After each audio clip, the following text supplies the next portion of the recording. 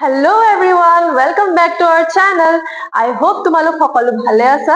Yes, আমাৰো ভাল. এই ডায়লগটো শুনি চাগে বৰ হৈ গৈছা, বাট মই সদায় কম. Yes, মই সদায় কম, তোমালোকৰ হালচাল মই সদায় সুধিম আৰু মই নিজৰটো কম. ওকে, তো লাষ্ট ক্লাছত আমি কি পঢ়ি আছিলো? ক্লাছ 11ৰ এটা চেপ্টাৰ ষ্টাৰ্ট কৰিছিলো. কোনটো চেপ্টাৰ আছিলে? ফাৰ্ষ্ট চেপ্টাৰটো, that's some basic concepts of chemistry.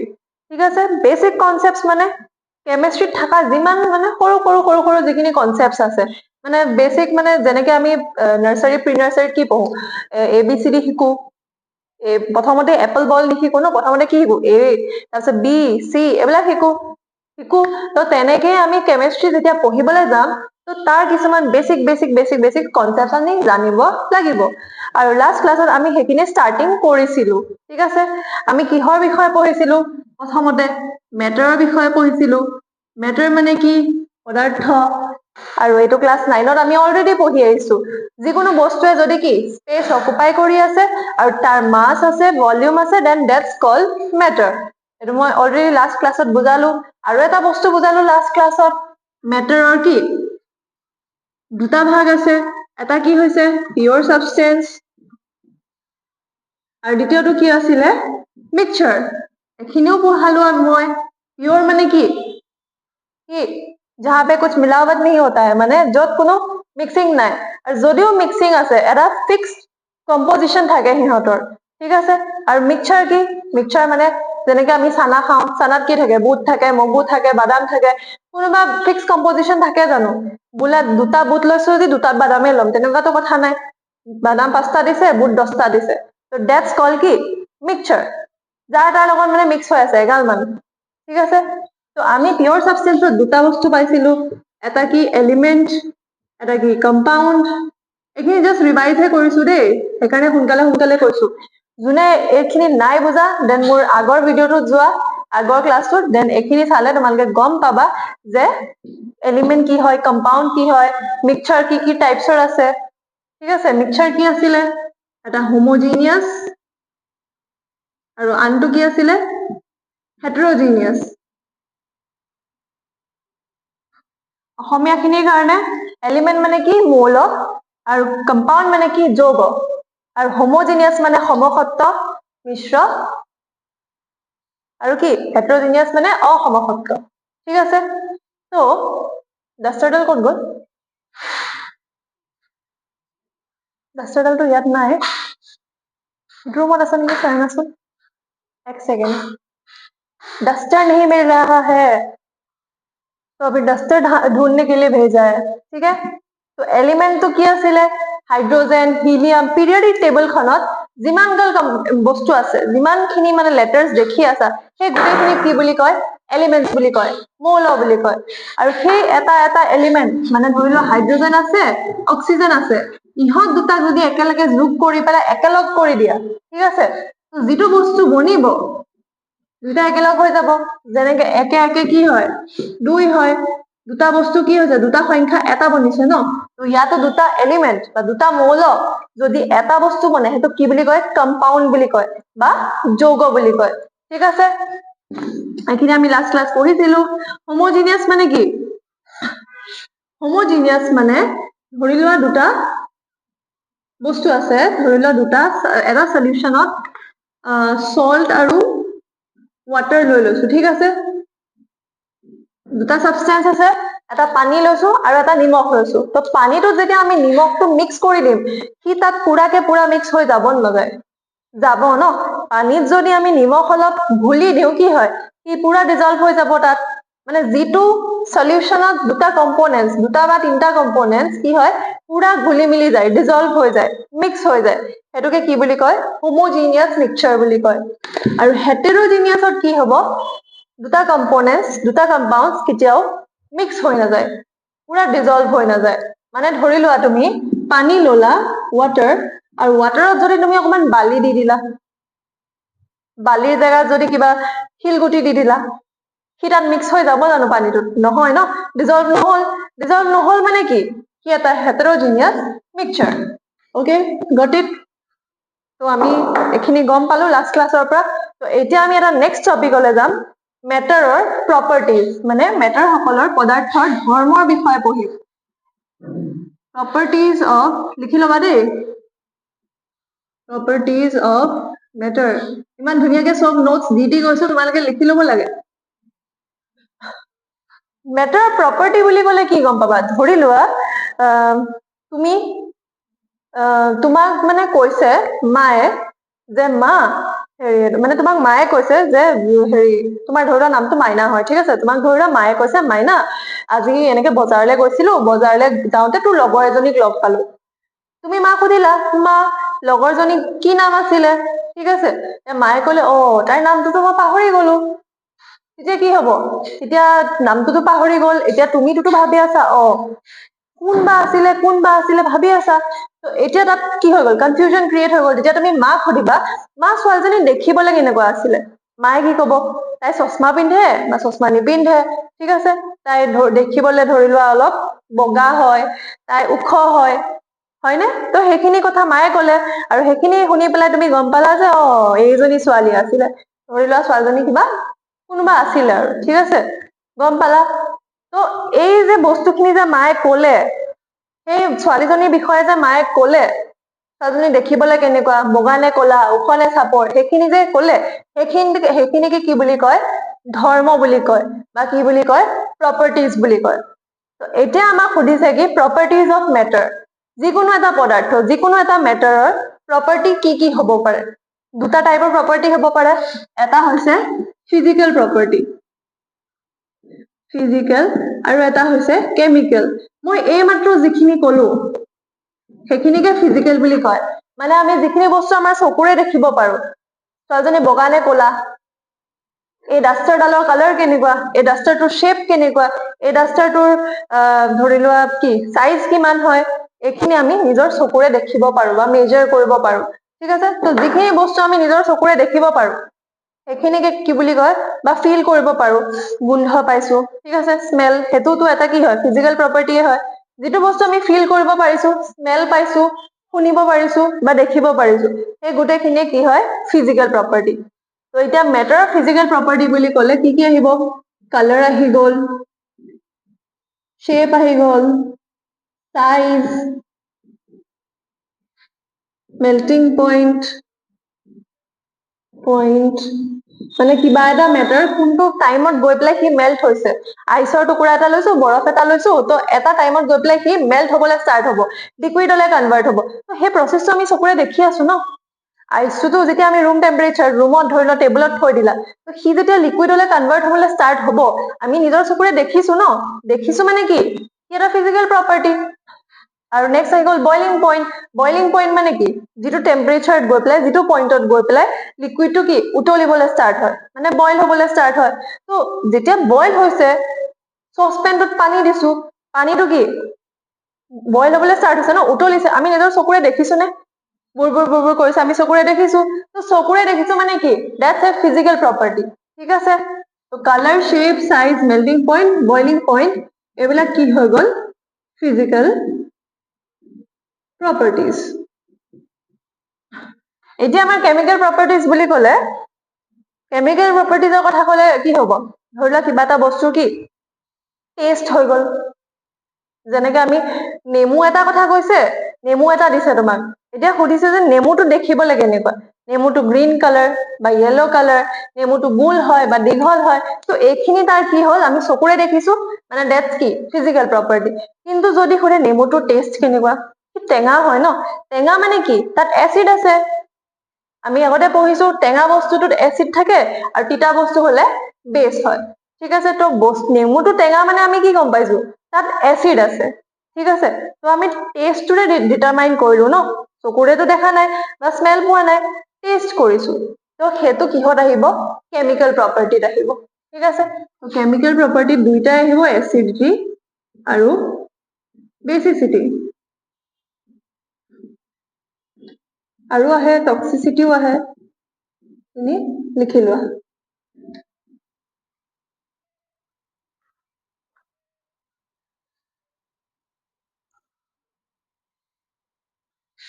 হল এইখিনি তো প্ৰপাৰ্টিজ আমি কি গম পালো কেমিকেল আৰু ফিজিকেল যিখিনি আমি চকুৰে দেখিব পাৰো বা ফিল কৰিব পাৰো বা স্মেল কৰিব পাৰো আৰু কেমিকেল কোনখিনি হয় যিখিনি আমি টেষ্টৰ থ্ৰু দি গম পাওঁ বা ৰিয়েকশ্যনছ হলে গম পাওঁ ওকে নেক্সট আমাৰ আহি গ'ল এই যে ফিজিকেল প্ৰপাৰ্টি খিনি যে পালো ঠিক আছে মানে এই বস্তুটো এই ডাষ্টাৰডালৰ চাইজটোতো এটা ফিজিকেল প্ৰপাৰ্টি ইয়াৰ চাইজটো আমি কেনেকে মেজাৰ কৰিম ঠিক আছে ইয়াৰ চাইজটো আমি কেনেকে মেজাৰ কৰিম বা এই ডাষ্টাৰডাল কিমান টেম্পাৰেচাৰত কি হ'ব মেল্ট হ'ব ডাষ্টাৰডাল বাদ দিয়া আইচ এটা কিমান টেম্পাৰেচাৰত মেল্ট হ'ব বা সেই মেল্ট হওঁতে যিটো টাইম লাগিব সেইটো টাইমটো কিমান লাগিব এই বস্তুখিনি কি হয় ফিজিকেল প্ৰপাৰ্টি আৰু ইয়াক মেজাৰ কৰিবলৈ বেলেগ বেলেগ কি থাকে বস্তু থাকে তো কি আছে আমি সেইখিনি চাওঁ আহা লিখা মেজাৰমেন্ট অফ physical properties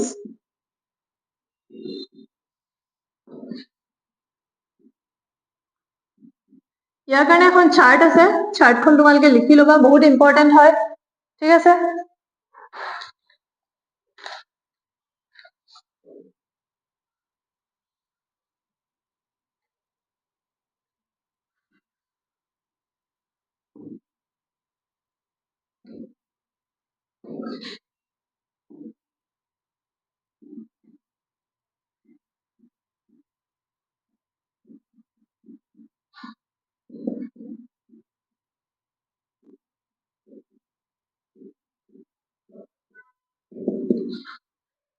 লিখি লোৱা এইটো চিম্বল মানে ধৰি লোৱা তোমাক এই ডাষ্টাৰডালৰ লেংথ উলিয়াব দিছে ঠিক আছে চাইজ উলিয়াব দিছে তো এই ডাষ্টাৰডালৰ শ্বেপটো কি হয় এটা কিউবইড হয় তো কিউবইড এটাৰ চাইজ আমি কেনেকে উলিয়াম ইয়াৰ আমি ভলিউমটো উলিয়াব লাগিব ন ইয়াৰ আমি লেংথটো কিমান হয় চাম ব্ৰেডটো কিমান হয় চাম হাইটটো কিমান হয় চাম হয়নে তো আমাক যে লেংথটো যে উলিয়াব দিছে ইয়াৰ সেই লেংথটোক আমি কিহত মানে মেজাৰ কৰো তাৰ ইউনিটটো কি হয় মিটাৰ বা চেণ্টিমিটাৰ হ'ব ঠিক আছে সেই যে ইউনিটটো যে আমি লিখিম সেইটোকে কি বুলি কয় SI ইউনিট বুলি কয় দুটা টাইপছ অফ ইউনিট আছে এটা হ'ল SI এটা হ'ল CGS তো আমি SI ইউনিটটো বেসিক্যালি জানিলে হ'ল আৰু SI ফুল ফৰ্মটো হৈছে ইন্টাৰনেশ্যনেল ইউনিট অফ লিখি লোৱা sorry দেই international system of units system of units ঠিক আছে তো এতিয়া প্ৰথম বস্তুটো আমি লওঁ এই ডাষ্টাৰডাল যেতিয়া জুখিম প্ৰথমতে আমাক কি উলিয়াব লাগিব লেংথ মই মাত্ৰ ক'লো তো প্ৰথমটো আমি ধৰি লোৱা লৈছো লেংথৰ চিম্বল হ'ব L আৰু তাৰ SI ইউনিট কি হ'ব মিটাৰ কি হ'ব মিটাৰ আৰু মিটাৰ চিম্বল কি হয় আমি সবে জানো M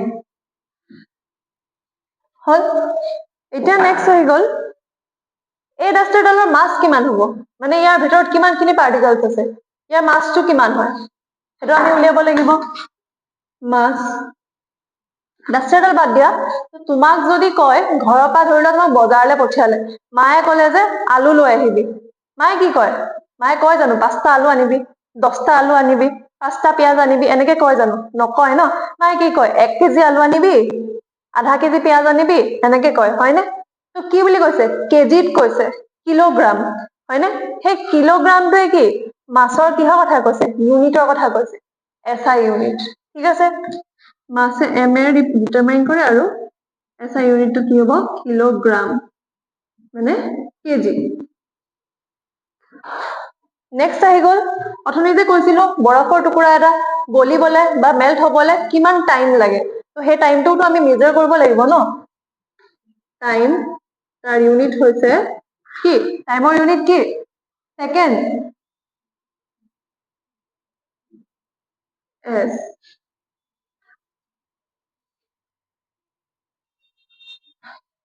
নেক্সট আহি গ'ল আমাৰ টেম্পাৰেচাৰ এই বৰফৰ টুকুৰাটো যে হেৰি কিমান টাইম লাগিলে মেল্ট হ'বলে টাইমৰ লগতে আৰু এটা বস্তু লাগিব টেম্পাৰেচাৰ লাগিবনে এতিয়া আমি বৰফৰ টুকুৰাটো যদি 0 ডিগ্ৰী সেলচিয়াছত থৈ দিওঁ কি মেল্ট হ'ব জানো নহয় কাৰণ 0 ডিগ্ৰী সেলচিয়াছত কি হয় লিকুইড ফ্ৰিজ হয় নে নহয় তো সি মেল্ট হ'ব নোৱাৰে তো টেম্পাৰেচাৰটো কি কৰিব মেটাৰ কৰিব টেম্পাৰেচাৰ কেপিটেল T দি ডিনোট কৰে আৰু তাৰ ইউনিটটো কি হ'ব কেলভিন মানে K.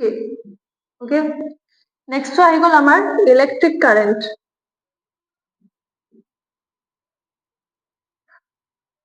I ক্লাছ 10তে আছিলে electric current. I the denote কৰে আৰু তাৰ ইউনিটটো হৈছে এম্পিয়াৰ। এইখিনি নোট ডাউন কৰি লোৱা। আৰু এটা লাষ্ট আছে এমাউন্ট অফ সাবস্টেন্স।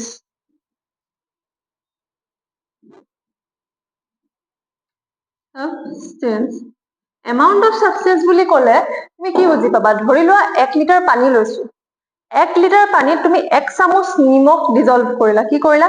1 চামুচ নিমখ দি দিলা। তো সেই যে 1 চামুচ নিমখটো, সেইটোকে কি বুলি ক'ব? এমাউন্ট অফ সাবস্টেন্স বুলি ক'ব। বুজি পাইছা? আৰু তাক ডিনোট কৰে এন এৰে। চিম্বলটো হয় এন আৰু তাৰ ইউনিটটো হয় মোল। এইখিনি লিখি লোৱা হা, বহুত ইম্পৰ্টেন্ট বস্তু হয়।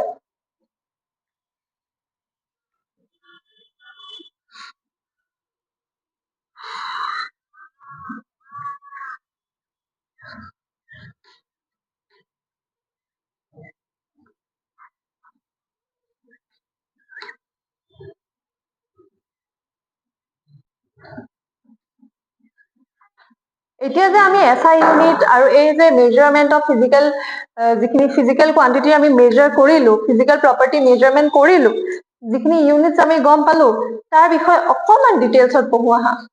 আমি এটা বস্তু পাইছিলো মাছ, আৰু লগত এটা বস্তু আহে weight. Much and weight.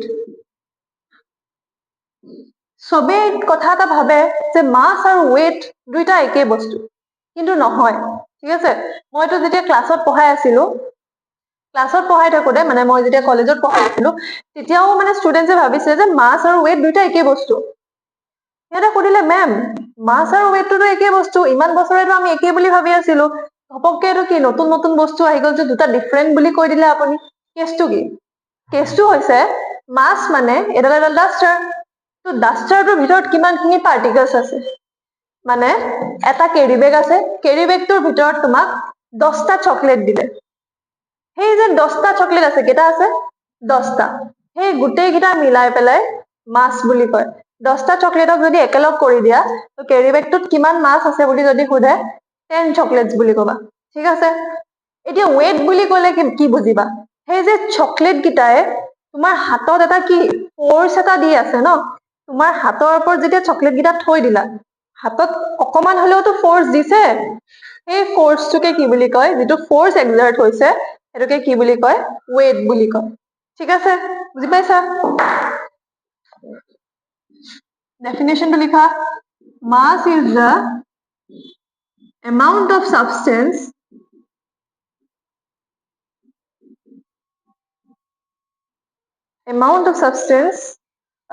amount of matter present in a substance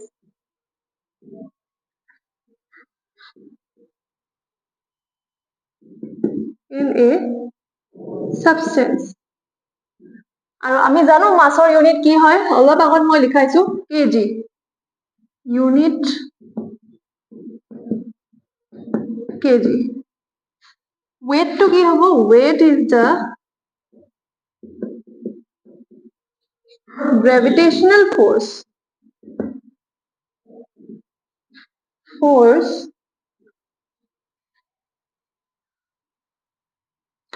exerted on an object.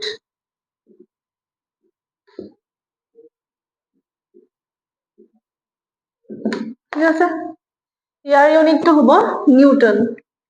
SI unit ফৰ্চৰ, SI ইউনিট কি হয়? ৱেইটৰ নিউটন। ওকে, হল, সেইখিনি বুজি পালা? নেক্সট আহি গ'ল মাছ আৰু ৱেইট বুজিলা, একদম ইজি বস্তু। নেক্সট আহি গ'ল আমাৰ ভলিউম। কি আহিলে? ভলিউম।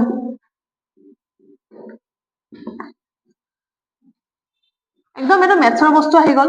ঠিক আছে, ভলিউমটো এটা মেথছৰ বস্তু আহি গ'ল। ধৰি লোৱা তোমাক এটা কিউব দিছে। কি দিছে?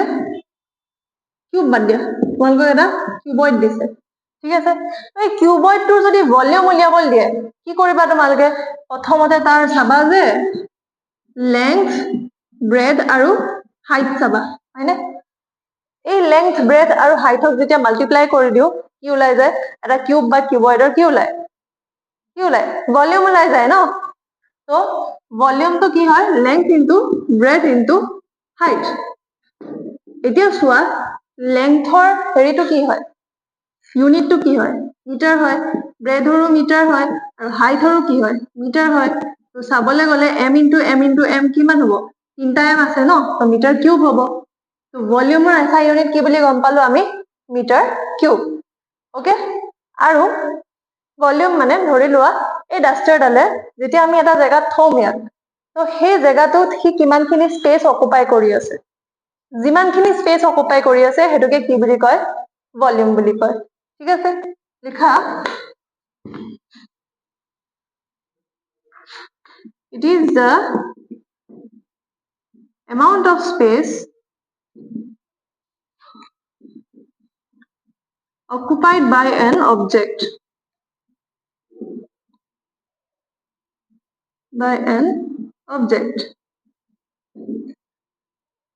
SI unit কি হ'ব এইমাত্ৰ কৰাই দিলো মিটাৰ কিউব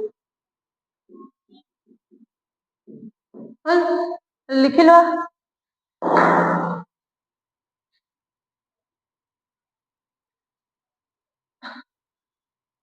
হল এখিনি বুজি পাইছা ঠিক আছে তোমালোকে বুজি পাইছা আই হোপ মাস কি হয় ওয়েট কি হয় ভলিউম কি হয় গোটেইখিনি বুজি পালা তো নেক্সট ক্লাছত আমি কি পঢ়িম ডেন্সিটি পঢ়িম টেম্পাৰেচাৰ পঢ়িম আৰু যিমানখিনি মই SI ইউনিটছ লিখাই দিছিলো আৰু ফিজিক্যাল প্ৰপাৰ্টিজ লিখাই দিছিলো সেইখিনি বিষয়ে আমি পঢ়িম ঠিক আছে তো আজি আৰু বেছিকে নপঢ়াও কাৰণ নেক্সট ক্লাছটো ছাৰেও পঢ়াবলৈ আছে আৰু মোৰো এফালে যাবলৈ আছে তো লেট হৈ গৈছে so I hope তোমালোকে আজিৰ পঢ়ুৱাখিনি বুজি পাইছা আৰু যদি বুজি পাইছা দেন নিজৰ ফ্ৰেণ্ডছৰ লগত শ্বেয়াৰ কৰিবা আৰু আমাৰ ভিডিঅ' লাইক কৰিবা সাবস্ক্ৰাইব কৰিবা আৰু বেল আইকনটো প্ৰেছ কৰি দিবা থ্যাংক ইউ